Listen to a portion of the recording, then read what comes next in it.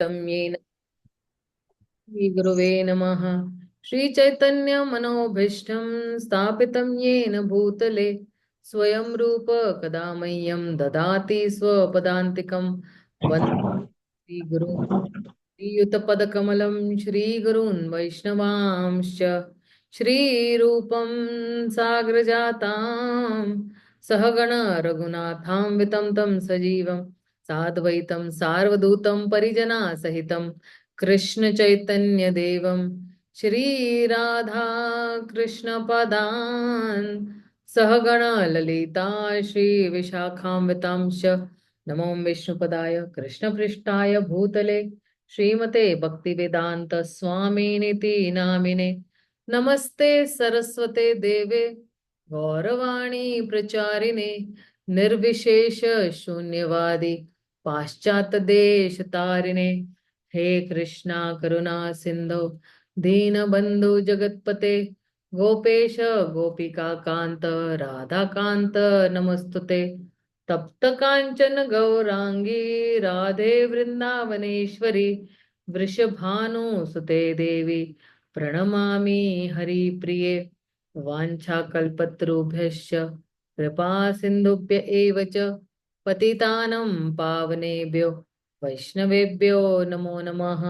श्रीकृष्ण चैतन्य प्रभु नित्यानंद श्री अद्वैत गदाधर शिवासादि गौर भक्त वृंद हरे कृष्णा कृष्णा कृष्णा हरे हरे हरे राम राम राम हरे हरे।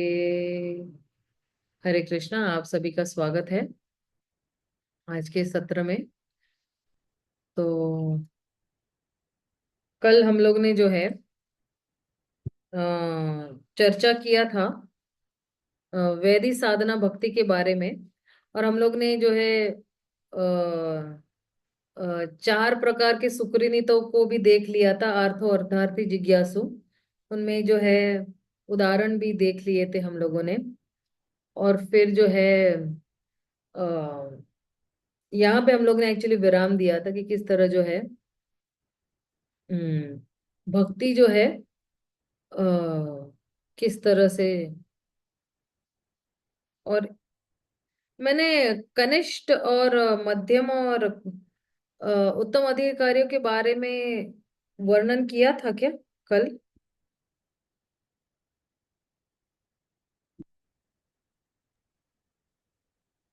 कनिष्ठ के लिए हुई थी चर्चा बस माता जी। हाँ, मध्यम और इसकी नहीं हुई थी ना, उत्तम की। हाँ जी। ओके, ठीक है। थोड़ा उसका आज जरा देख लेते हैं, अगर भगवान की इच्छा हुई तो।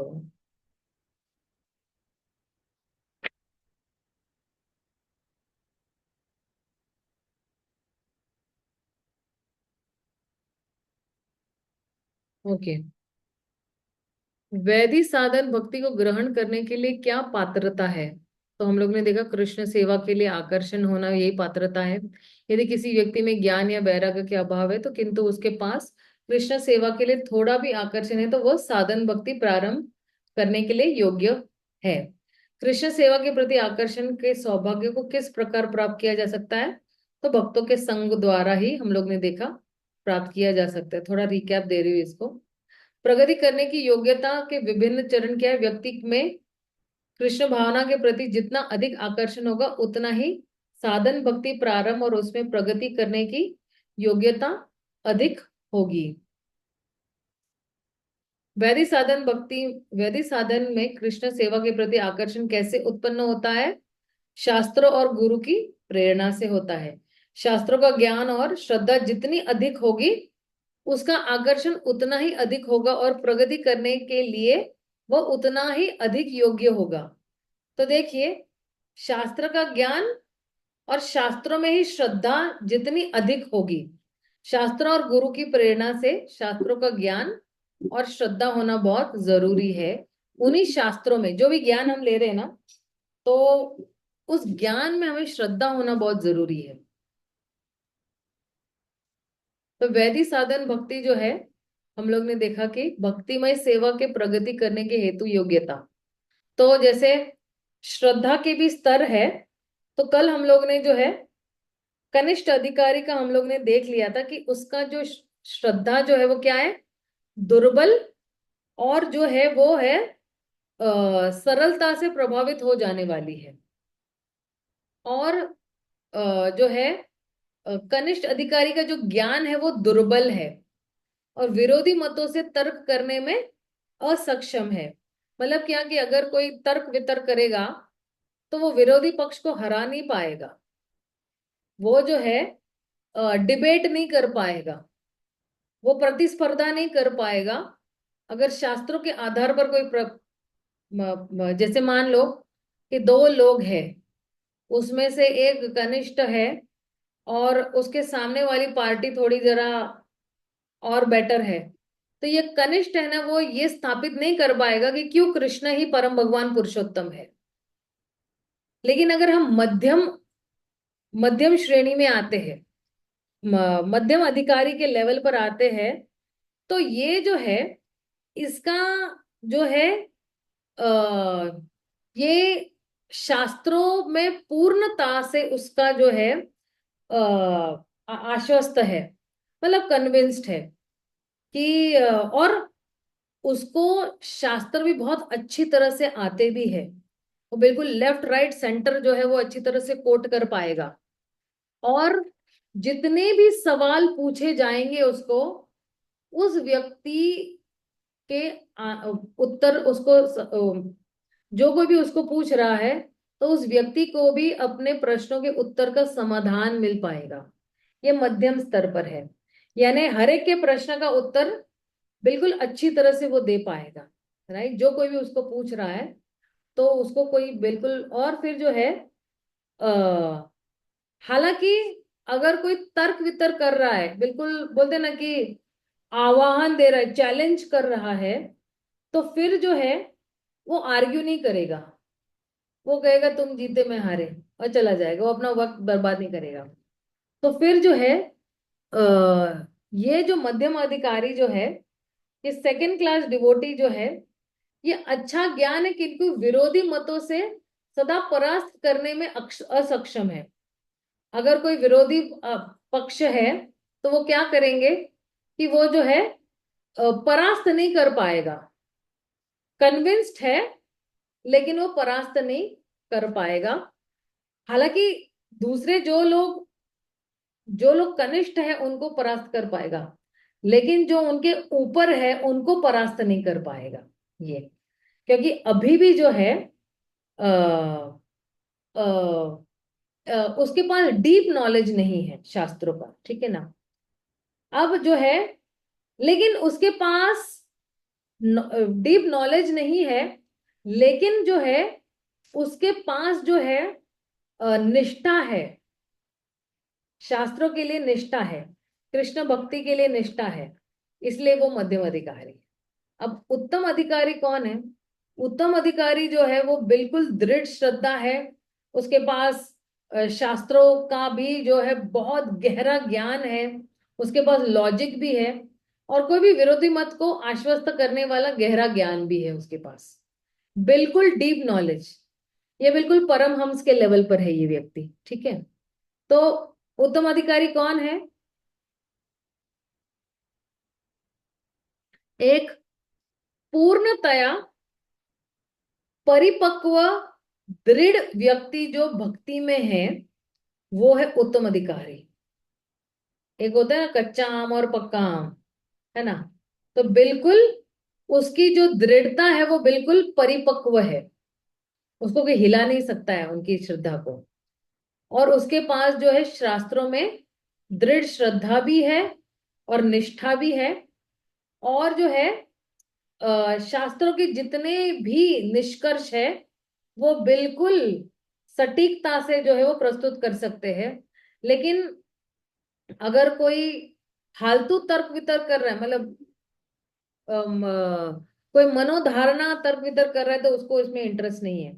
इसका एक्चुअली एक उदाहरण मैं दे सकती हूँ कि एक बार जो है एक कोई एक दिग्विजय आए होंगे श्रील रूप गोस्वामी के सामने, तो बोले कि मैं आपसे तर्क वितर्क करना चाहता हूँ और आप ये पेपर पे लिख दो कि आप मुझसे परास्त हो चुके हो।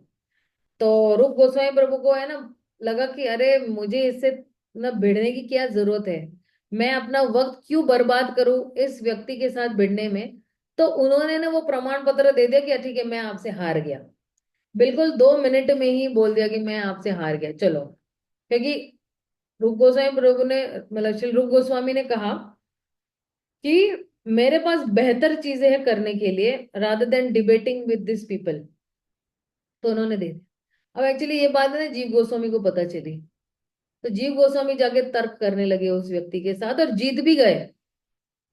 और जब रूप गोस्वामी को पता चला कि जीव गोस्वामी गए थे, क्योंकि देखिए चलिए जीव गोस्वामी जो है श्री रूप गोस्वामी के शिष्य है, तो वो अपने गुरु को परास्त होते हुए नहीं देख सकते थे। तो जाके जो है वो भिड़ गए उससे और उसको हराए भी दिया। लेकिन रूप गोस्वामी को जो पता चला तो इतने नाराज हुए, इतने नाराज हुए थे। उन्होंने कहा कि तुम बिल्कुल मेरे मुख, तुम मेरे सामने भी मत आ, मुझे तुम्हारा चेहरा नहीं देखना है, तुम बिल्कुल जाओ इस गांव से बाहर चले जाओ। तो जीव गोस्वामी ने जो है कड़ी तपस्या कर रहे थे। ये बात जो है ये सनातन गोस्वामी ने देख लिया कि अरे ये इतना कड़ी धूप में क्यों है और क्या पनिशमेंट मिली है आपको। तो जीव गोस्वामी कहते कि ये सब बात हुई है। अब सनातन गोस्वामी कहते ठीक है, मैं समझाता हूँ रूप गोस्वामी को। तो वो जाते हैं और जो है सनातन गोस्वामी जो है प्रश्न करते हैं श्री रूप गोस्वामी को। और काफी प्रश्न करते करते जो है कहते हैं कि भक्ति का सार क्या है। तो बोले नामे रुचि, वैष्णव सेवा और जीवे दया। तो सनातन गोस्वामी पूछते कि तुम अपने जीव पे कब दया करोगे, मतलब जीव गोस्वामी पे कब दया करोगे। तो फिर जो है श्री रूप गोस्वामी जो है वो समझ गए और जीव जीव गोस्वामी को बुलाया और फिर जो है उनको क्षमा कर दिया था। तो कहने का मतलब ये है कि जो उच्च कोटि के वैष्णव या उत्तम अधिकारी है वो फालतू चीजों में डिबेट नहीं करते हैं। और उनको जीवन का असली लक्ष्य क्या है, जीवन का असली लक्ष्य है कृष्ण भक्ति। जीवन का असली लक्ष्य है कृष्ण को प्रसन्न करना, कृष्ण की सेवा करना। और कृष्ण ही मेरा केंद्र बिंदु है जीवन का, वही मेरे विषय है और वही मेरे जो है आराध्य देव है।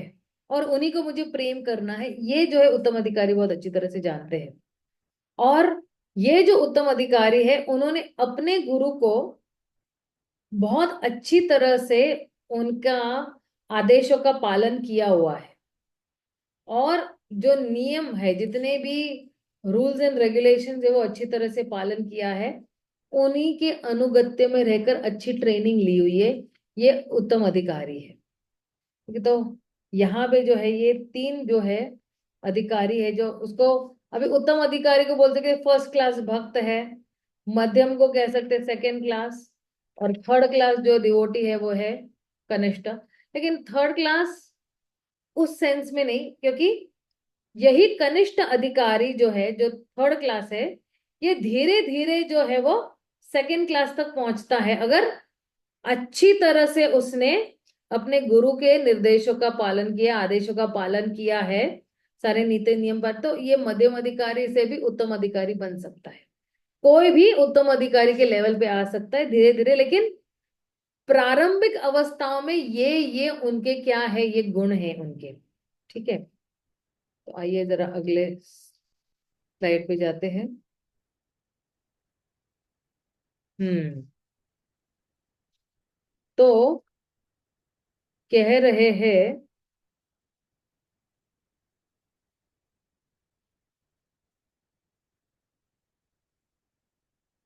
अब देखिए चैतन्य चरितमृत के मध्य लीला में क्या आता है, मध्य लीला के 22वें अध्याय में है। श्रद्धा शब्दे विश्व कहे सुदृष्ट निश्चय, कृष्ण भक्ति कैले सर्व कर्म कृत हय।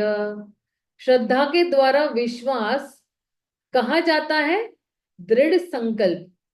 भगवान कृष्ण की प्रेममय सेवा करने से सभी कर्म संपूर्ण हो जाते हैं।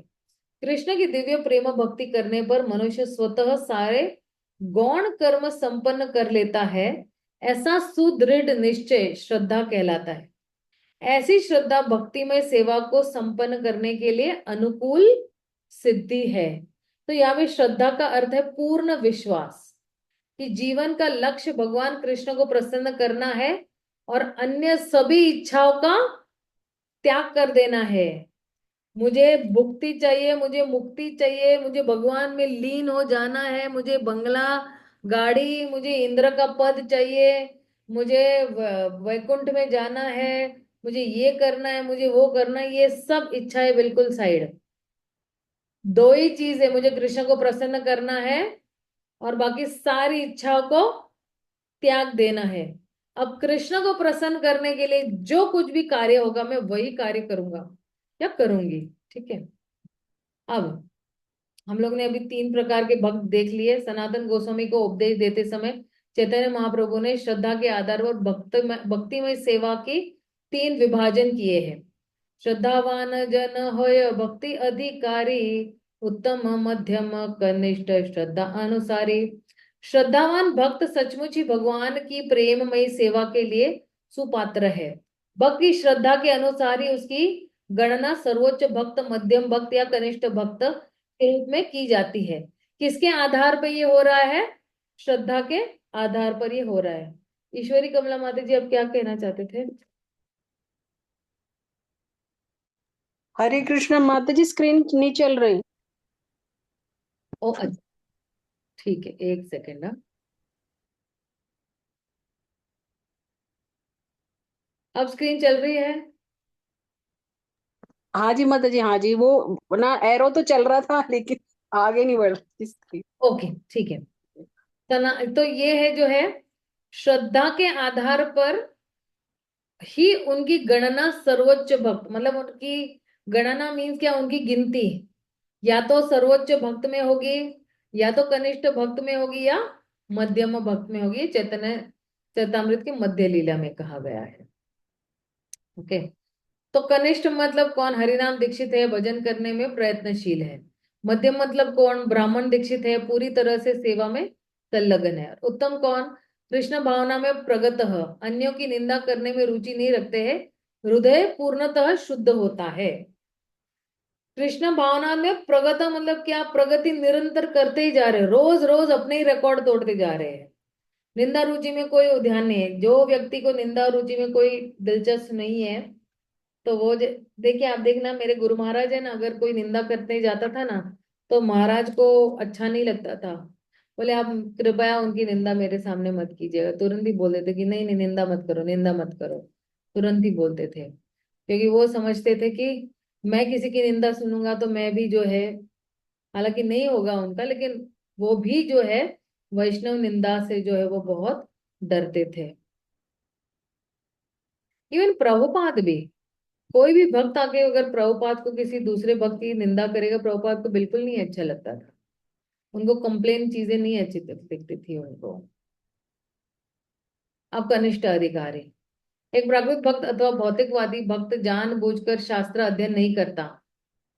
आप देखिए, एक प्राकृत भक्त अथवा भौतिकवादी भक्त जानबूझकर शास्त्र अध्ययन नहीं करता है, जानबूझकर शुद्ध भक्ति के वास्तविक स्तर को समझने का प्रयत्न नहीं करता है, श्रेष्ठ भक्तों का उचित आदर नहीं करता है। हालांकि वह अपने गुरु अथवा विग्रह की पूजा करने वाले अपने परिवार द्वारा सिखाए गए नियमों का पालन करता है। यद्यपि वह भक्तिमय सेवा में प्रगति करने का प्रयास कर रहा है, उसे भी भौतिक स्तर पर माना जाता है।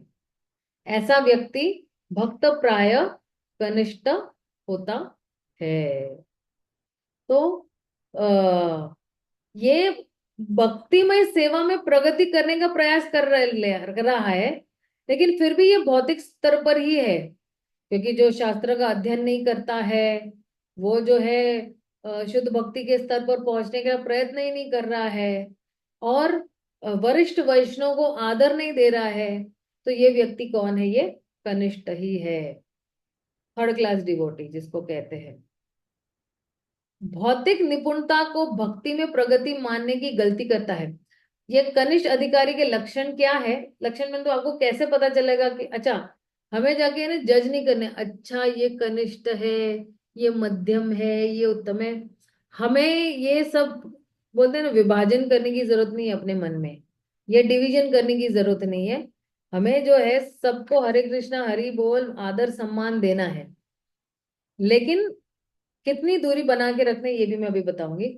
भौतिक निपुणता को भक्ति में प्रगति मानने की गलती करता है। भौतिक निपुणता मतलब क्या? कि मटेरियल एक्सपर्टीज को, है ना, उसको लगता है कि मैं हूँ बेस्ट बैडमिंटन प्लेयर, मैं हूँ बेस्ट क्या कहता हूँ मैनेजर, मैं हूँ CEO of so and so company. तो उसको लगता है कि उस क्षेत्र में मैं निपुण हूं, इसलिए मैं तो एकदम अच्छा भक्त हूं। नहीं। अर्चना विरुद्धि भजन। अर्चना विरुद्ध भजन मतलब क्या? कि जो कुछ भी जो है उसको जो है उसको लगता है कि अ, एक सेकेंड ना।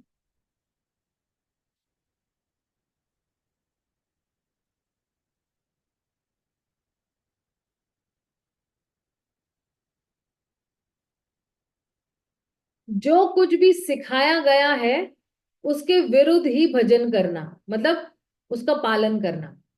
केवल अर्च विग्रह के प्रति सावधान रहना, संवेदनशील रहना। यानी भक्तों के प्रति कोई संवेदनशीलता नहीं है, उनकी भावनाओं को कोई ये नहीं है। स्वयं को बहुत उन्नत भक्त मानना। जो व्यक्ति समझता है कि मैं बहुत ही उन्नत सीनियर डिवोटी हो गया हूं मैं, लेकिन एक्चुअली प्रभुपाद कहते हैं वो सबसे जूनियर है। तो इसलिए जो है ये कहते हैं ना कि ये लोग एक फैंटेसी वर्ल्ड में घूम रहे होते हैं, भ्रम की दुनिया में जो है वो उड़ रहे होते हैं। कि अभी तो है कनिष्ठ, लेकिन उनको लगता है कि मैं बहुत उन्नत हूँ, मुझे 10 साल हो गए, लेकिन फिर भी आज भी मुझे जो है तुलसी आरती गाना नहीं आता है। आज मुझे नरसिंह आरती गाने को बोलो, मुझे नहीं आता है। और मुझे, मैं अपने आप को क्या समझता हूँ? उन्नत भक्त समझ। भगवत गीता का एक श्लोक भी मुझे याद नहीं है, और फिर भी मैं अपने आप को क्या समझता हूँ? उन्नत भक्त मानता हूँ। तो फिर जो है ये कनिष्ठ अधिकारी के लक्षण है। मध्यम भक्त द्वारा अभक्तों की निंदा करने पर विचलित हो जाता है। अगर कोई मध्यम भक्त है और किसी की निंदा कर रहा है तो फिर वो विचलित हो जाता है, फिर उसका श्रद्धा डगमगाने लगता है। देवता के प्रति अपराध करता है। भगवान की साज सामग्री का आदर नहीं करता है। जैसे भगवान की माला है, या तुलसी है, या भगवान का जल है,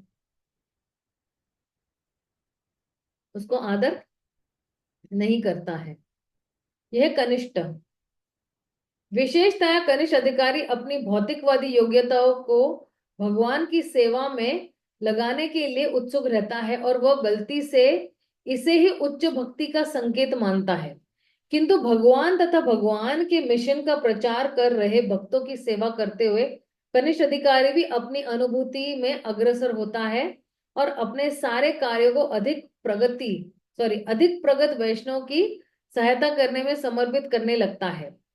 ऐसे कनिष्ठ अधिकारी भी अपनी संगति से सामान्य जीवों की सहायता कर सकते हैं, क्योंकि कनिष्ठ अधिकारियों में कम से कम यह श्रद्धा तो रहती है कि कृष्णा पूर्ण पुरुषोत्तम भगवान है।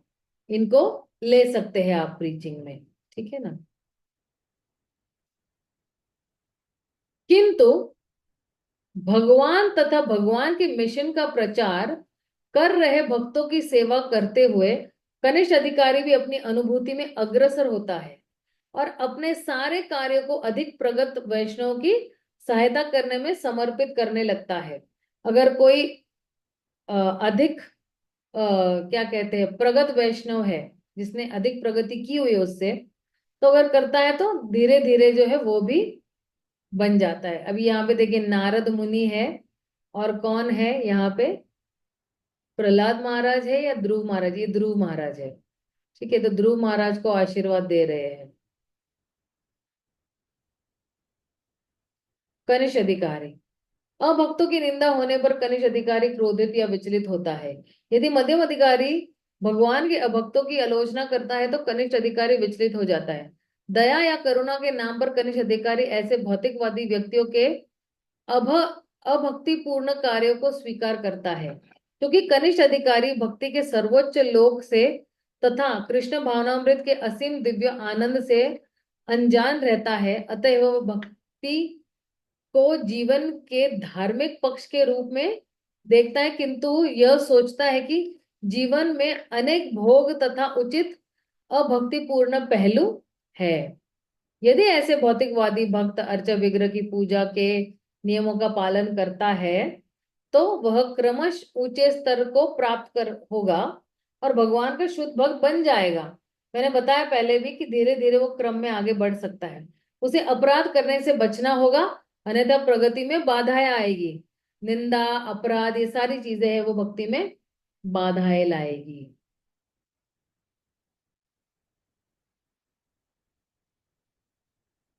हम्म। भगवान सर्वव्यापी है, केवल मंदिर में ही स्थित नहीं है।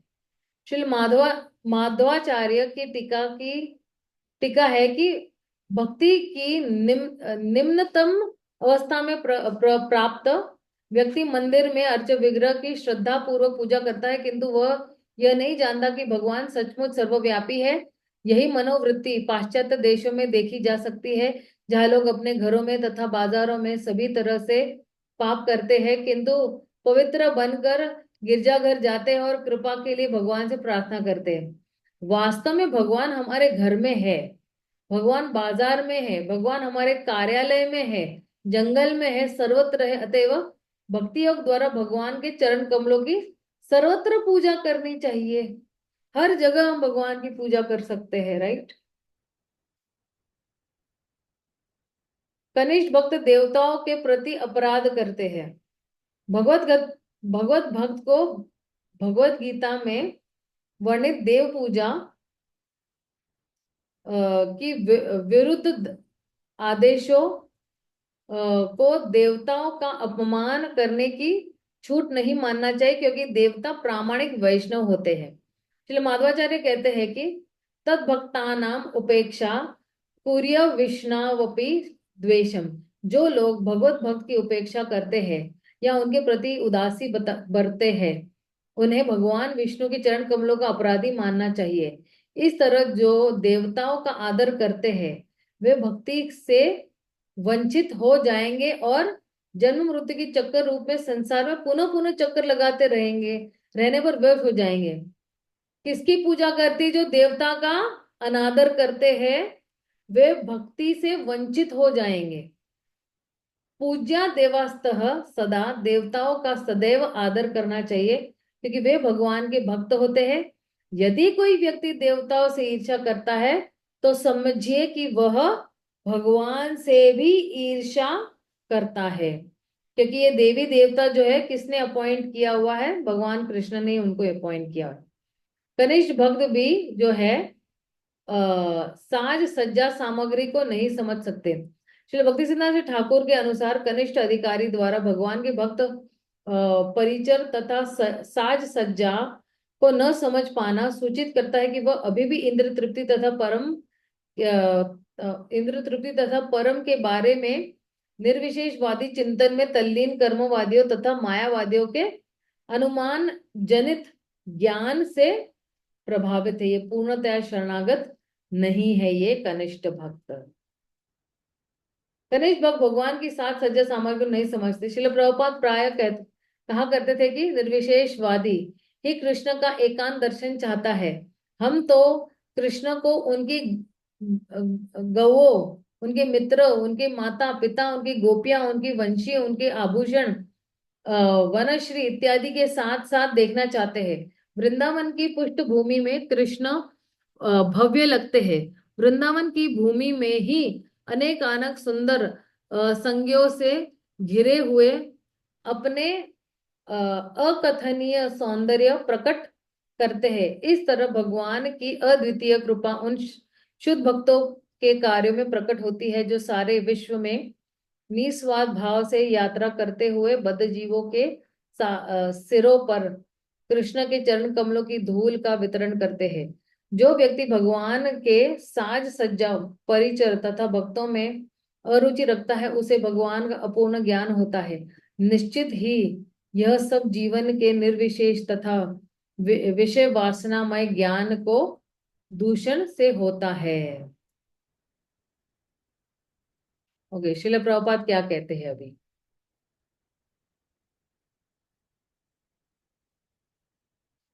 दो चीजों के बारे में भेद बता रहे हैं अर्चन और भजन के बीच में। फिर भक्ति सिंह ठाकुर ने अर्चन तथा भजन के अंतर की सुंदर व्याख्या की है। अर्चन मतलब क्या? साधन भक्ति पद का द्योतक है जिसमें मनुष्य विधि विधानों का पालन करने के लिए भगवान की सेवा करता है। जिसने भगवान नाम की शरण प्राप्त कर ली है और जो भगवान की सेवा करने में पूरी तरह संलग्न रहता है उसे भजन के पद पर स्थित मानना चाहिए। यद्यपि कभी कभी उसके बाह्य कार्यकलाप अर्चन में लगे नव दीक्षित के कार्यकलापों से कम कठोर होते हैं। तो ये है अर्चन और भजन में अंतर। अब आते हैं जरा मध्यम अधिकारी के लक्षणों पे कि मध्यम अधिकारी के लक्षण क्या है। मध्यम अधिकारी भगवान को, अच्छा ये आपको दिखाई नहीं दे रहा है, राइट? जरा इंटरनेट का इश्यू है शायद। हम्म, ओके। मध्यम अधिकारी भगवान को अपना प्रेम अर्पित करता है ना? श्रीमद् भागवतम के 11वें स्कंद में दूसरे अध्याय में जो यदि आप किसी भी क्षमता में कृष्ण से प्रेम करते हैं तो आप कभी निराश नहीं होंगे क्योंकि कृष्ण में सब कुछ उत्तम है, आनंदमय है, शाश्वत है और पूर्ण ज्ञान भी है। तो हम जो है यदि आप किसी भी क्षमता में कृष्ण से प्रेम करते हैं, किसी भी कैपेसिटी में, है ना? जो कोई भी आपकी कैपेसिटी, कोई गिलहरी की कैपेसिटी में है, किसकी क्षमता गिलहरी की तरह है, किसी की जटायु की तरह है, किसी की हनुमान की तरह है, बड़ी छलांग लगाकर जो है क्षमता है, तो है जो क्या है, यदि आप किसी भी क्षमता में कृष्ण से प्रेम करते हैं, ये जितने भी नाम मैंने अभी लिए हैं, चाहे वो हनुमान जी हो या जो है गिलहरी हो, चाहे जटायु हो, तो अपनी अपनी क्षमता के हिसाब से भगवान को प्रेम करते हैं तो आप कभी निराश नहीं होंगे।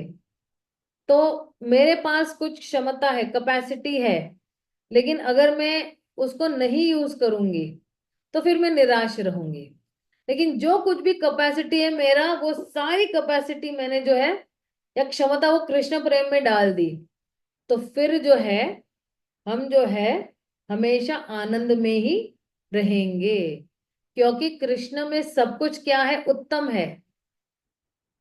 तो हमें भी प्रेम भी किस प्रकार के करना चाहिए? उत्तम प्रकार का प्रेम, आनंदमयी और शाश्वत और पूर्ण ज्ञान है।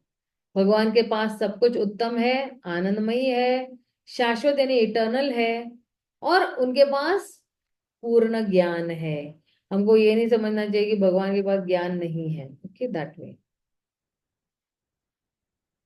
मध्यम अधिकारी भगवान के सभी भक्तों के प्रामाणिक मित्र होते हैं, एकदम जेन्युइन डिवोटीज है, एक दूसरे का साथ हंसेंगे खेलेंगे, एक दूसरे के घर जाएंगे, प्रसाद बनाकर लेके जाएंगे और फिर उनको अपने घर पे प्रसाद के लिए बुलाएंगे।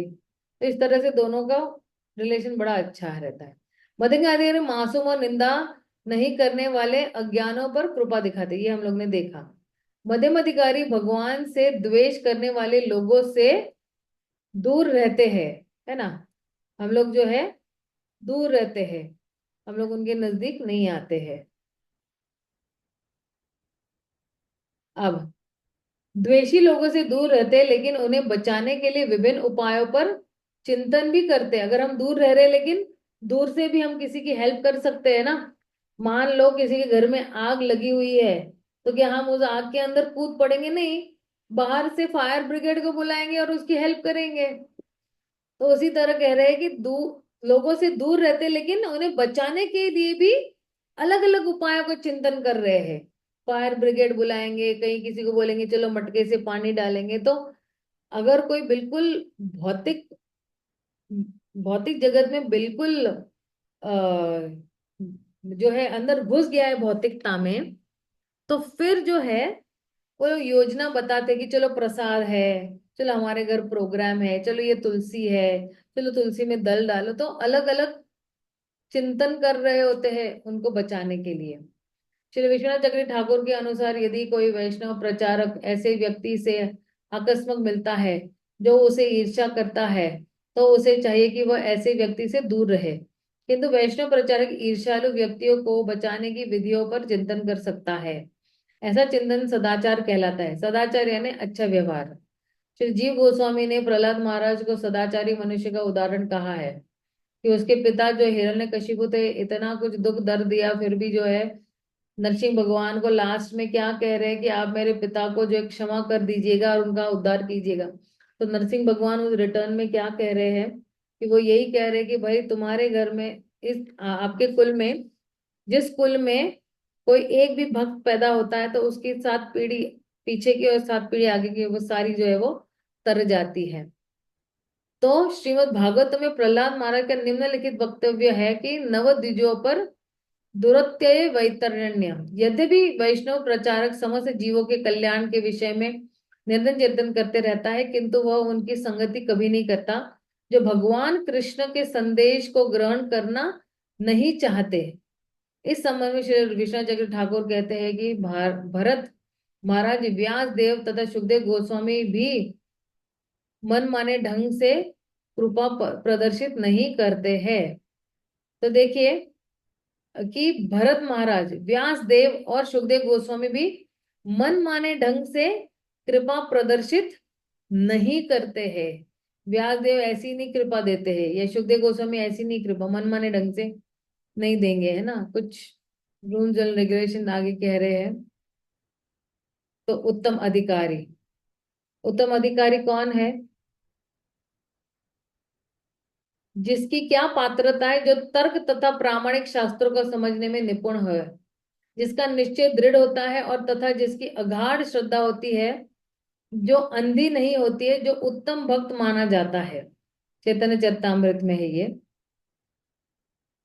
अभी हम लोग जब पढ़ेंगे ना चैतन्य, हम लोग पढ़ रहे हैं ना अभी चैतन्य चरितामृत, तो उसमें फिर हमें अच्छी तरह से पता चलेगा कि किस तरह से भक्तों के साथ व्यवहार करना है, किस तरह से जो है अभक्तों के साथ व्यवहार है। सबसे व्यापक दृष्टि, सबसे बढ़िया दृष्टि क्या है? उत्तम अधिकारी प्रत्येक वस्तु में परमात्मा अर्थात पूर्ण पुरुषोत्तम भगवान श्री कृष्ण को देखता है। स्वल स्वरूप वह प्रत्येक वस्तु को भगवान के संबंध में देखता है और यह समझता है कि जिसका भी अस्तित्व है वह शाश्वत रूप है, भगवान में ही स्थित है। जो मुझे सर्वत्र देखता है और जो सब कुछ मुझ में देखता है, उसके लिए मैं उसके लिए तो मैं कभी अदृश्य होता हूं और न वह मेरे लिए अदृश्य होता है। He is never you know invisible to me and I am not invisible to him. ऐसा जो है भगवत गीता के 6 अध्याय में है। और भागवतम के भी यही जो है यही स्पष्टीकरण कर रहे हैं। भगवान खुद उद्धव को कह रहे हैं ये सब।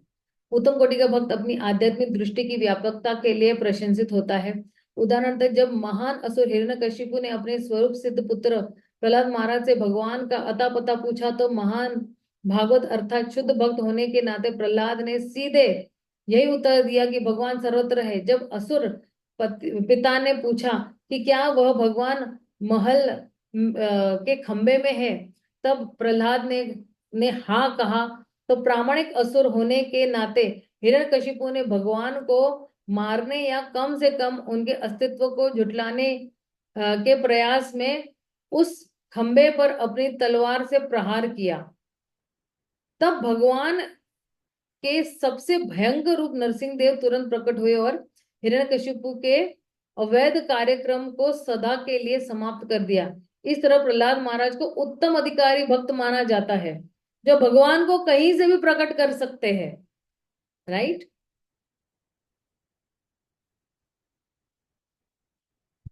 तो हमारे पास बिल्कुल जीता जागता उदाहरण है हमारे श्रील प्रभुपाद। प्रभुपाद ने हर मंदिरों में भगवान को प्रकट किया है अर्च विग्रह के रूप में। ये है उत्तम अधिकारी। और फिर उनके भी शिष्य जो है वो उत्तम अधिकारी है, जिन्होंने विस्तार किया। प्रभुपाद ने 108 मंदिर बांध के चले गए। आज 808 मंदिर का निर्माण हो चुका है। जब मैं अभी बोल भी रही हूं ना, एक मंदिर का निर्माण हो चुका है कहीं ना कहीं पे। तो अब सोचिए किस स्पीड से जो है मंदिरों का निर्माण हो रहा है, सेंटरों का निर्माण हो रहा है, नामा हट्टाओं का। क्योंकि देखो, नामा हट्टा से शुरू हो रही है ये सारी श्रृंखला, तो वो क्या होती है, मंदिर जगह जाके रुक जाती है।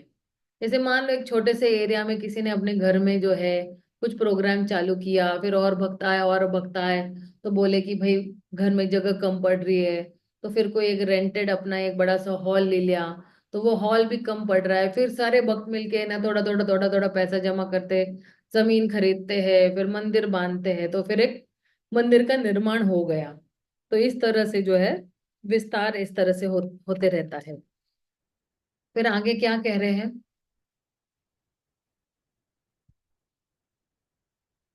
सबसे व्यापक दृष्टि भगवान को पवित्र देखने का पात्र यह है कि प्रेमांजन चरित भक्ति विलोचने न संत सदैव हृदयेषु विलोकयन्ति। जो उस भक्त द्वारा सदैव देखे जाते हैं, जिनकी आंखों में प्रेम का अंजन लगा हुआ रहता है। यह ब्रह्म संहिता का है कि जो है ये जितने भी महान संत है, वो भगवान को सर्वत्र देखने की पात्रता रखते हैं। मतलब हर जगह उनको भगवान ही दिखते हैं, पत्थर में भी, पेड़ में भी, कण में भी, धूल में भी, फूल में भी, हर जगह पे उनको क्यों? क्योंकि उनके पास आंखों में प्रेम का अंजन है। और हमारे पास क्या है, आंखों में काम वासना का अंजन लगा हुआ है। इसलिए हम भगवान को हर जगह नहीं देख सकते हैं। और अभी भी हमारे हृदय में भगवान विराजमान नहीं हुए हैं, कभी ना कभी विराजमान होंगे हमारे हृदय में। उत्तम अधिकारी, उत्तम अधिकारी एक असुर को भी सम्मान देने के लिए तैयार रहता है। यदि भगवान की इच्छा हो तो शुद्ध भक्त सारे जीवों को आदर प्रदान कर सकता है। उदाहरण तो जीव गोस्वामी बताते हैं कि उद्धव तथा भगवान के अन्य भक्त दुर्योधन जैसे व्यक्तियों को भी नमस्कार करने के लिए सदैव तैयार रहते हैं। उद्धव तथा भगवान के जितने भी अन्य भक्त, पांडवों ने भी जो है दुर्योधन को नमस्कार करते हैं, क्योंकि बड़े भ्राता है भाई। किंतु मध्यम अधिकारियों को उत्तम अधिकारियों के ऐसे आचरण की नकल नहीं करनी चाहिए। श्री विश्वनाथ चक्रवर्ती ठाकुर कहते हैं, अत्र सर्वत्र भूतेषु भगवत दर्शन योग्यता यस्य कदाचित अपि न दृष्टा। मध्यम अधिकारी कभी भी सारे जीवों के भीतर भगवान की स्थिति का अनुभव नहीं कर पाता, जबकि उत्तम अधिकारी भगवान के उद्देश्य को पूरा करने के लिए मध्यम पद पर कार्य करते हुए भी यह जानते रहता है कि प्रत्येक जीव अंततः कृष्ण भावना भावित जीव है, जिससे भगवान का विस्मरण हो गया है। कभी कभी जो है उत्तम अधिकारी को मध्यम लेवल पर आकर भी प्रचार करना पड़ता है। श्रील भक्ति सिद्धांत ठाकुर कहते हैं, मध्यम अधिकारी का यह कर्तव्य है कि स्वयं को उत्तम अधिकारी का दाहिना हाथ मानते हुए अन्य के लाभ हेतु कर्म करने का तथा कृष्ण प्रेम वितरित करने में सहायता करने का व्रत ले ले। तो मध्यम अधिकारी का क्या कर्तव्य है कि हमें समझा कि राइट हैंड हूं मैं उत्तम अधिकारी का, और प्रचार का बेड़ा उठाए ले, है ना। फिर क्या कह रहे हैं। जीवन का लक्ष्य है भगवान कृष्ण को प्रसन्न करना और अन्य सभी इच्छाओं को त्याग करना। ये हम लोग ने देखा है बार बार। एक्चुअली एक सेंटेंस जो है, पुण्य आत्मा लेकिन लक्ष्य के प्रति श्रद्धा नहीं, जो हम लोग ने देखा है। ठीक है ना, कल हम लोग ने गजेंद्र ये चार सुकृति ने के बारे में देखा। चतुर्विधा भजते माम जनाना सुकृति तो अर्जुन, आर्थो जिज्ञासु अर्थार्थी, ज्ञानी च भरतवर्ष। ये बरो चार प्रकार की पुण्यात्मा मेरी सेवा करते हैं, अर्थ जिज्ञासु, अर्थारी तथा ज्ञानी। अब सबके उदाहरण भी दे दिए हैं कि अर्थों का गजेंद्र है, अर्थार्थी का ध्रुव महाराज है, जिज्ञासु का नैमिषारण्य के ऋषि मुनि, और ज्ञानी जो है वो चार कुमार है। वो भी मैंने कल समझा दिया था। हम्म।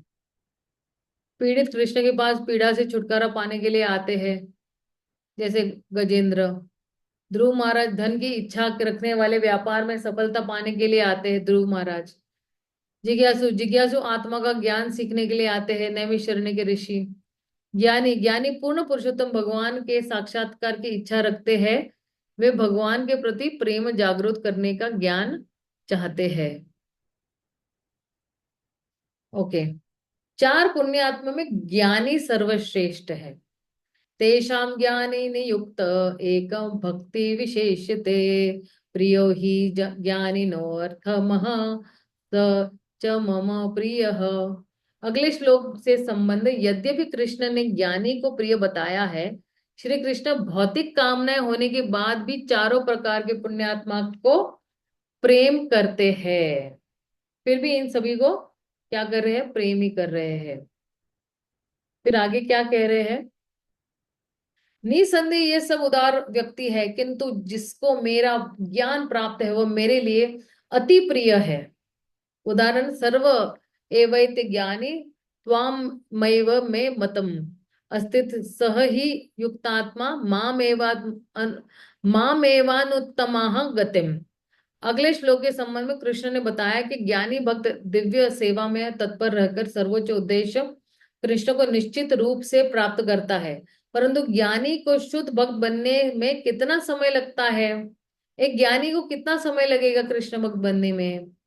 ज्ञानी के पद तक उठे बिना कोई भी व्यक्ति भगवान की पूजा करने के सिद्धांत पर दृढ़ नहीं रह सकता। ऐसा निष्कर्ष निकाला जा सकता है कि देहात्मिक बुद्धि से मुक्त व्यक्ति शुद्ध भक्ति करने योग्य है। जो बॉडीली कॉन्सेप्ट ऑफ लाइफ में नहीं है वो क्या है? वो शुद्ध भक्ति करने के योग्य नहीं है। तो चार प्रकार के पुण्यात्माओं की शरणागति में कुछ प्राप्त करने का हेतु रहता है। वे शुद्ध भक्ति के स्तर पर नहीं है। शुद्ध भक्तों की संगति से वे शुद्ध भक्त बन सकते हैं।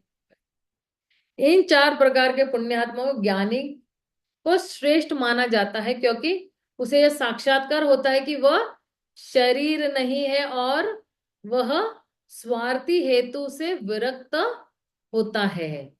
सो material desires, no material desires, निष्काम कर्म योगी। तो फिर एटलीस्ट उसको पता है कि वह शरीर नहीं और वह आत्मा है, और वह स्वार्थी हेतु से विरक्त होता है। कोई भी सेल्फिश डिजायर जो होता है या सेल्फिश मोटिव से वो बिल्कुल विरक्त हो जाता है, वो बिल्कुल साइड हो जाता है। भक्ति में सेवा का अभ्यास करने के लिए पात्रता क्या चाहिए? यदि किसी व्यक्ति में भौतिक या आध्यात्मिक दृष्टि से अधिक महत्वपूर्ण बनकर अपनी इंद्रियों को तुष्ट करने की आकांक्षा रहती है, वो भक्ति का असली मधुर स्वाद नहीं ले पाता है। जो कोई भी किसके पास जो है भौतिक या आध्यात्मिक दृष्टि से अधिक महत्वपूर्ण बनकर अपनी इंद्रियों को तुष्ट करना चाहता है, जो कोई भी सेंस ग्रेटिफिकेशन करना चाहता है, वो भक्ति के असली मधुर स्वाद नहीं चख सकता है या नहीं पा सकता है। तो अब आती है भक्ति और मुक्ति यहाँ पर। तो ये थोड़ा जरा बड़ा टॉपिक है, इसको बहुत विस्तार में थोड़ा समझाना पड़ेगा। मुझे देखना पड़ेगा कितनी स्लाइड्स रह गई है यहाँ पे।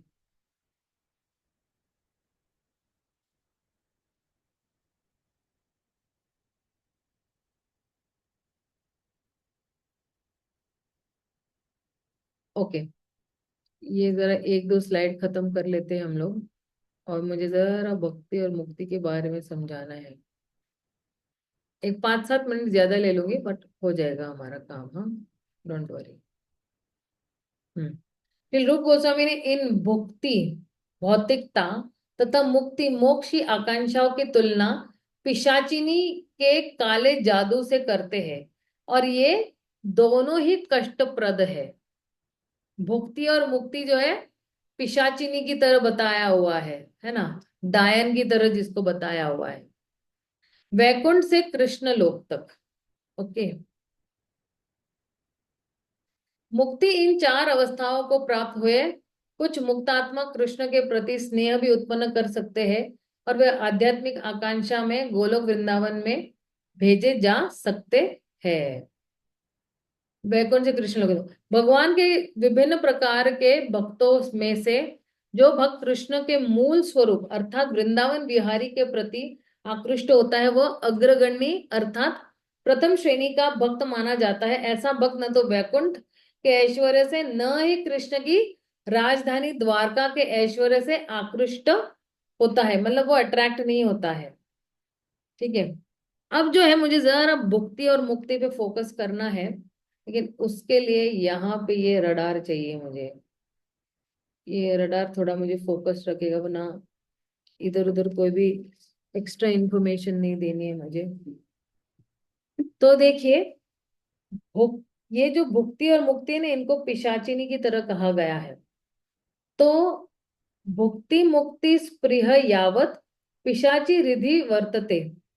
तो कह रहे हैं कि जब कोई पिशाचिनी इच्छा करती है, भुक्ति मतलब क्या, भौतिक आनंद उठाना, है ना। और मुक्ति मतलब क्या, मोक्ष। जब उसके हृदय में जो है क्या करते हैं, पनप रहे होते हैं, या उसके हृदय में ऑलरेडी मौजूद है, तो फिर क्या होता है, तावत भक्ति सुखा यात्रा। तावत, तावत मतलब फिर कैसे, भक्ति सुखास्यात्र, भक्ति उत्पन्न हो सकती है। कथम उभयो भवेत, भवे उभयो, किस तरह से ये जागृत हो सकती है, जब व्यक्ति के हृदय में कौन है, भुक्ति और मुक्ति। अब आप पूछोगे माता जी,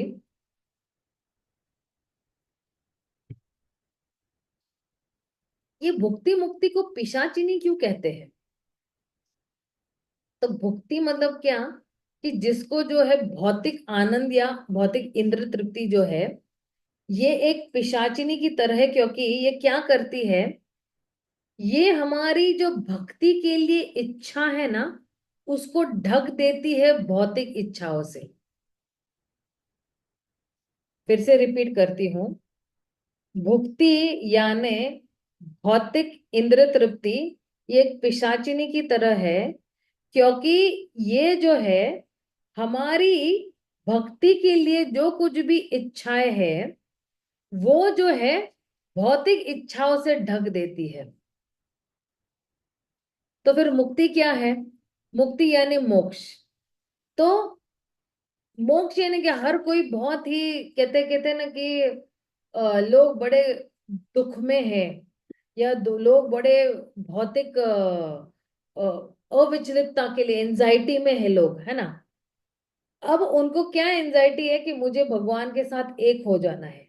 जो भगवान सुख भोग रहे हैं ना, मुझे भी वैसे ही सारे सुख भोगने हैं।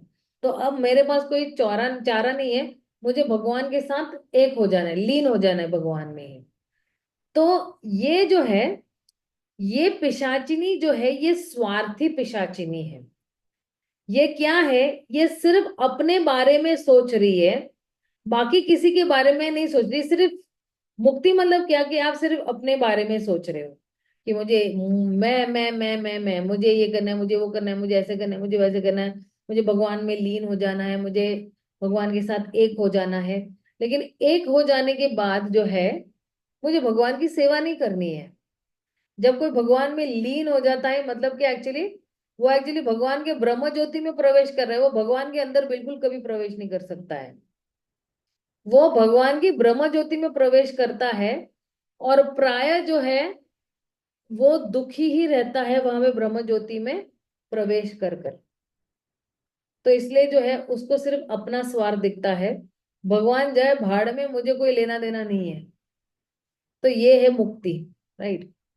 अब आइए कि ये जो भक्ति है, ये भक्ति जो है भुक्ति और मुक्ति से भी श्रेष्ठ क्यों है।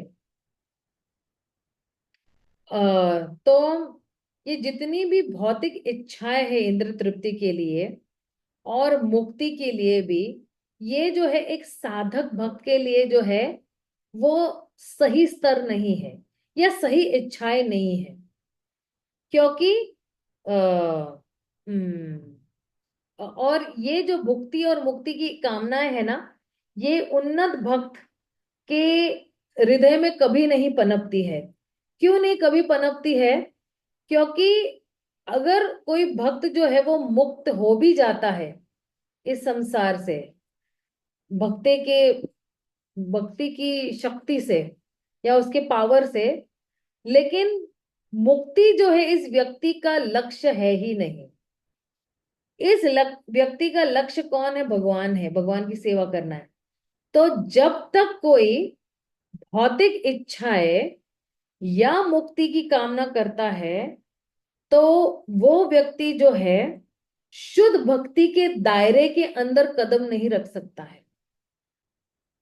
शुद्ध भक्ति के रिंग के अंदर वो कदम रख ही नहीं सकता है, उसको बाहर से ही बाहर फेंका जाएगा।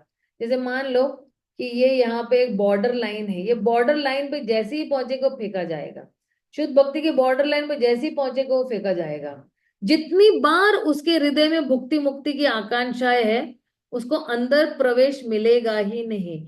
एंट्रेंस वो भक्ति के रिंग के अंदर मिलेगा ही नहीं।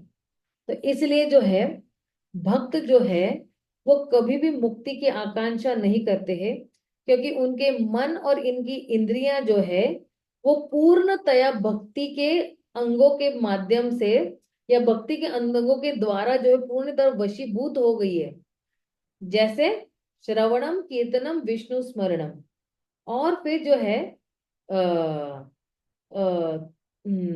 उनके प्रेम के कारण ही जो है ये भक्त लोग भगवान का गुणगान सुनते रहते हैं, श्रवण करते रहते हैं, स्मरण करते रहते हैं।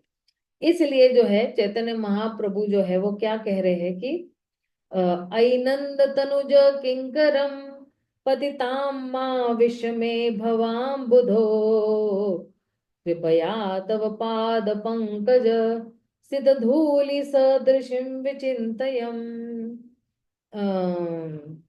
कह रहे कि मुझे जो है कोई कोई धन नहीं। आई नंद तनुज किंकरम, नहीं नहीं ये क्या है, नहीं, न धनम न जनम न सुंदरिम कविताम वा जगदीश कामये मम जन्मनि जन्मनि ईश्वरे भवतात् भक्ति अहेतुकी त्वयि। तो कह रहे हैं चैतन्य महाप्रभु अपने शिष्टाष्टकम में कह रहे हैं कि मुझे जो है मुझे कोई धन नहीं चाहिए। आई नंद तनुज किंकरम, नहीं, न धनम न जन्म। जन्म मतलब एक्चुअली जो है जो अनुयायी होते हैं ना, फॉलोअर्स होते हैं, मुझे वो भी नहीं चाहिए। न धनम न जन्म न सुंदरिम, मुझे कोई पत्नी भी नहीं चाहिए। कविताम वा, कविताम यानी क्या है? एक्चुअली मुक्ति है। कविताम व, आप बोलोगे कविता यानी वो कविता पोएट्री नहीं, एक्चुअली संस्कृत में अलग अलग मीनिंग होते हैं।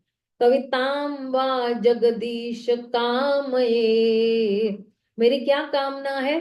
मम जन्मनि जन्मने ईश्वरे, जन्म जन्म जो है भवताद भक्ति अहेतु की त्वयि। अब मुझे क्या चाहिए? भवताद भक्ति अहेतु की त्वयि चाहिए। मुझे अनफ्लिंचिंग जो है भक्ति चाहिए। मेरी भक्ति जो है अ, मेरी भक्ति जो है टूटनी नहीं चाहिए। और मेरी भक्ति जो है बिल्कुल बिल्कुल स्ट्रांग भक्ति चाहिए। मुझे मुझे ढीला ढाली भक्ति नहीं चाहिए मुझे, इस तरह से। तो अब जो है मुक्ति और भक्ति, जरा मुक्ति का भी देख लेते हैं। मुक्ति का क्या है कि कई लोग जो है अगर आप देखोगे समाज में भी है या इस देश में भी है या अपने आसपास के परिसर में भी है, लोग क्या करते हैं ना, लोग एक कंपटीशन में रहते हैं, स्पर्धा में रहते हैं कि मैं इससे बड़ा हो जाऊंगा, मैं इससे महान बन जाऊंगा, मैं इससे ज्यादा पैसे कमाऊंगा, मैं इससे ज्यादा बड़ा घर लूंगा। तो कंपटीशन चलती रहती है। अब जो है यही सोच जो है, यही मेंटालिटी है, तो वो एक्चुअली आगे कहाँ ले जा रही है? एक्चुअली ये आगे ले जा रही है कि मुझे जो है भगवान के साथ जो है ये एक हो जाना है। और मुझे भगवान के साथ क्यों एक होना है? क्योंकि भगवान जो है सबसे महान व्यक्ति है। इसलिए अगर मैं भगवान के साथ एक हो जाऊंगा तो मैं भी क्या बन जाऊंगा, महान बन जाऊंगा। इस आकांक्षा से जो है वो क्या करता है, वो जो है भगवान की भक्ति करना चाहता है और इस तरह मुक्ति पाना चाहता है, ठीक है ना। तो इसलिए जो है, क्योंकि इतना कंपटीशन है, इसलिए हमें ना तुलना करना बंद करने चाहिए। मोक्ष की आकांक्षाओं की तुलना जो है, हमें जो है क्या करना चाहिए, बंद ही करना चाहिए। We have to stop competing with people कि अरे ये इसके पास मेरे से ज्यादा जो है साड़ियां है, इसके पास मेरे से ज्यादा घर है, गाड़ियां है। ये सब है ना, ये कंपैरिजन बंद कर देनी चाहिए हम लोगों को, अगर हम वाकई में भगवान से भक्ति करना चाहते हैं। अब आइए भक्ति, सॉरी, मुक्ति देख लिया, थोड़ा इसका ही विपरीत भक्ति देख लेते हैं। तो पूर्ण आध्यात्मिक जीवन कैसा है कि हम अपने आप को भी जाने और भगवान को भी जाने। हम अपने आप को क्या जानते हैं कि मैं अणु हूं, और भगवान क्या है, विभु है, राइट। और फिर जो है हम अपने आप को जो है वो ढाल देते हैं भगवान की प्रेममयी सेवा में। और भगवान के साथ एक होना पॉसिबल ही नहीं है, बहुत मुश्किल का काम है, क्योंकि जो है अगर किसी को भगवान में लीन होना भी है तो वो नहीं हो सकता है आजीवन। तो इसलिए जो है श्रील बिल्व मंगल ठाकुर क्या कहते हैं कि मेरी भक्ति से जो है, जो मेरी भक्ति है आपके लिए, मैं जो हूं उस भक्ति से मैं आपको सर्वत्र आपका एहसास कर सकता हूं। और ये जो मुक्ति है ना, ये मेरे द्वार पर खड़ी है, ये दो हाथ जोड़कर कि आपकी क्या सेवा करूं मैं। तो ये एक्चुअली जो है भक्तों के लिए जो है, ये मुक्ति जो है वो द्वार पे खड़ी है। भुक्ति और मुक्ति दोनों द्वार पे खड़ी है, लेकिन भक्तों को मुक्ति नहीं चाहिए। भक्तों को क्या चाहिए, भक्ति चाहिए, भगवान की भक्ति चाहिए। तो इसलिए जो है ये सारे जितने भी भक्ति के क्रियाएं हैं, ये सारा जो है शुद्ध आध्यात्मिक ही है। और ये जो है कैसे उसको हम प्रस्तुत करते हैं, किस तरह से एक्सप्रेस करते हैं, हमारी भौतिक इंद्रियों से और मन से ही। और इसलिए जो है हम जो है और जब हम शुद्ध आध्यात्मिक तरीके से अपने भौतिक इंद्रिय और मन से हम लोग भक्ति करेंगे, तो फिर जो है धीरे धीरे क्रम में हम लोग ऊपर जाते जाएंगे, और एक दिन भगवान के सानिध्य में रहेंगे, भगवान के संग में ही रहेंगे, उनके निकट रह भी रहेंगे, और उनकी सेवा भी करते रहेंगे। तो इसलिए जो है अगर कोई भी व्यक्ति अपनी सेवा में पूर्णतया बिल्कुल फोकस्ड है या लीन है, तो फिर जो है उसकी वो सेवा मुक्ति से भी सबसे बड़ी कहलाती है। तो कह रहे हैं कि अ, ये एक्चुअली आ रहा है श्लोक, कह रहे हैं कि श्री कृष्ण चरणाम भोजम सेवा निर्वृत्त चेतसाम येषां मोक्षयाम भक्तानाम ना कचित प्रिय भवेत। तो अगर कोई भी व्यक्ति जो है श्री कृष्ण चरणाम भुज सेवा निवृत्त चेतसम, अगर कोई बिल्कुल मग्न है भगवान की प्रेममयी सेवा में या आनंदमयी सेवा में, उनके श्री चरणों तक, चरणाम्बुज, तो फिर जो है ऐशा मोक्षयम भक्तानाम न कचित, भक्तों को फिर जो है ये मुक्ति नहीं चाहिए। तो इसलिए जो है कितने सारे महान महान भक्तों ने जो है वो कभी भी मुक्ति के लिए उन्होंने आकांक्षा की नहीं है। और जो है जैसे उद्धव ने कृष्ण से बात किया कि जो है भक्तों को धर्म अर्थ काम मोक्ष से जो है कोई इच्छा नहीं रहती है, वो सिर्फ आपकी चरण कमलों की सेवा ही करना चाहते हैं। या कपिल देव ने देवहूति माता को भी यही कहा कि ये जो शुद्ध भक्त है, जो मेरी सेवा करता है, वो कभी जो है मुझे मेरे से सायुज्य मुक्ति नहीं चाहता है। सायुज्य मुक्ति के बारे में भी थोड़ी देर में मैं समझाती हूँ। सायुज्य मुक्ति मतलब क्या, भगवान के साथ एक हो जाना, राइट। तो सायुज्य मतलब भगवान के ब्रह्म ज्योति में लीन हो जाना, ये सायुज्य मुक्ति है, ठीक है। लेकिन ये जितने भी शुद्ध भक्त है, इनको सायुज्य मतलब भगवान के ब्रह्म ज्योति में लीन नहीं होना है, लेकिन इन लोगों को क्या करना है, मेरे नाम गुण रूप लीलाओं का हमेशा गान करते रहना है। तो इसलिए जो है जितने भी भक्त है, उनका उनकी इच्छा जो है वो मुक्ति नहीं है। क्योंकि मुक्ति के पास क्या नहीं है, एक तो भगवान कृष्ण के चरणों की सेवा नहीं है, और दूसरी जो है वो मुक्ति जो है वो भगवान की सुंदरता को जानती ही नहीं है। उसके पास कोई आइडिया ही नहीं कि भगवान की सुंदरता कितनी सुंदर है। और उसके पास जो है, ये मुक्ति के पास क्या नहीं है, मुक्ति के पास जो है भगवान के मधुर लीलाओं का वो आस्वादन, स्वाद नहीं है, रस नहीं है उसके पास, मुक्ति के पास। इसलिए भक्तों को ये सब नहीं चाहिए, right. So three things are there. Devotees don't desire liberation because mukti lacks service to Krishna's lotus feet. Second is the perception of Krishna's beauty.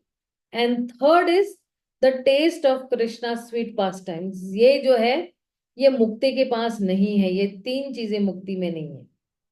इसलिए जो है भक्त लोगों को मुक्ति चाहिए ही नहीं है। और आप देखना, कपिल मुनि ने भी जो है अपनी माता देवहूति के क्या कह रहा है कि एक शुद्ध भक्त जो है वो 5 प्रकार के मुक्ति नहीं चाहता है, उसको दी जाती है तो भी वो स्वीकार नहीं करता है। अब ये 5 प्रकार की मुक्तियां क्या है, उसके लिए हम जो है परसों मिलेंगे, और परसों हम इसकी चर्चा करेंगे 5 प्रकार की मुक्तियों के बारे में। थोड़ा डिटेल में चर्चा करेंगे, इसलिए मैं यहाँ पे विराम देती हूँ। किसी का कोई प्रश्न है तो आप पूछ सकते हो।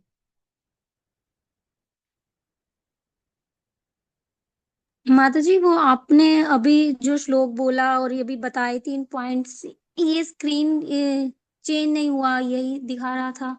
हाँ हाँ हाँ, ये एक्चुअली मेरे नोट से मैं बता रही हूँ। हाँ, लेकिन अगर आपको श्लोक लिखना है तो लिख सकते हो आप। तीसरा स्कंद 25वां अध्याय 34वां श्लोक,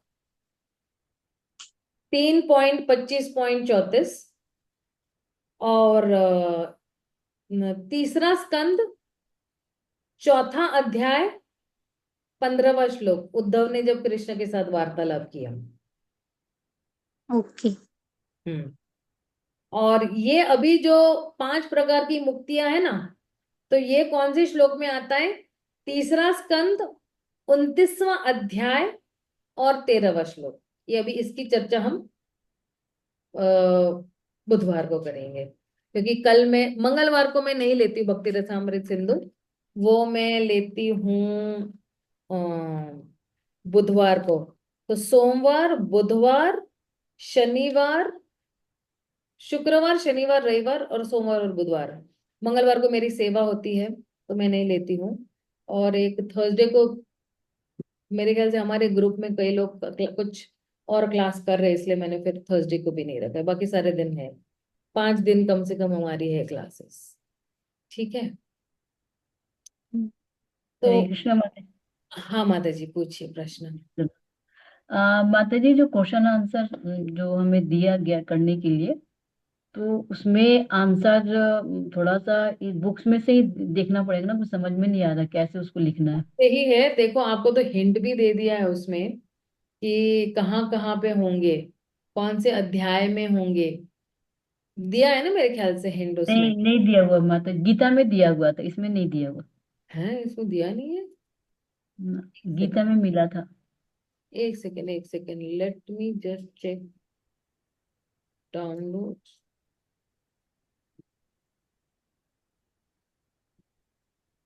एक सेकंड में हमारी मैसेज की तरफ ही जाती हूँ। BS ज्यादा जल्दी पड़ जाएगा।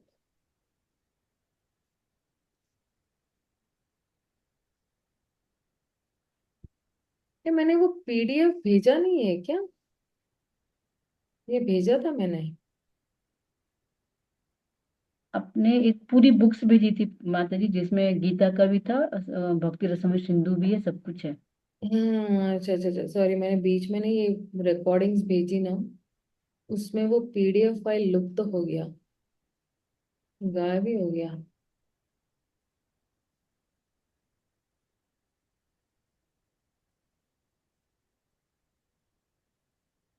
बड़ी मजे की बात है, मुझे दिखाई नहीं दे रहा है यहाँ पे वो PDF फाइल।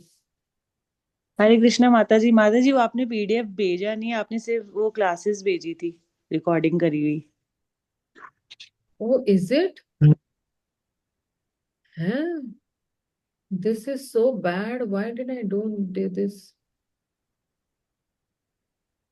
नहीं, PDF तो भेजा है माता जी आपने। माता जी जैसे बोल रही रहती मंजरी माता जी, वो भेजा है आपने पूरा। हाँ, लेकिन उसमें जैसे माता जी बता रही ना कि चैप्टर लिखा हुआ, वो तो नहीं है ना माता जी, वो तो गीता में था, हमें मिला था। एक सेकेंड ना, मैं जरा मेरे डॉक्स में जाती हूँ और देख लेती हूँ। मीडिया एंड डॉक्स में, हाँ भेजा है ना मेरे ख्याल से मैंने। कोई तो हाँ, तारीख, कौन से पन्ने पे है, कुछ मैंने लिखा था, आपको याद है?